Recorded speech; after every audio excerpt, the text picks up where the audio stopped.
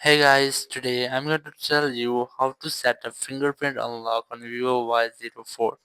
If you're using Vivo Y04 and now you want to set up your fingerprint unlock, so let's see how can you do this. You just have to open your phone settings. From here, just scroll down and look for password and security, tap on it, then select fingerprint, then select or enter your phone password if you have. After that, just select add fingerprint, and here just tap on start enrollment.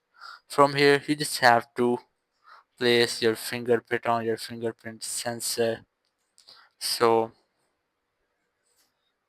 you have to scan your whole fingerprint until this has been completed. So just wait for it.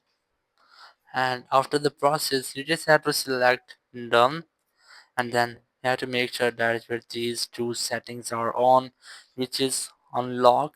If you want to use your fingerprint for screen unlock, you just have to enable the first second, and if you want to enable your fingerprint for your app encryption, if you have encrypted any app or you have using any app lock, so you have to enable this setting to use your fingerprint for your app unlock.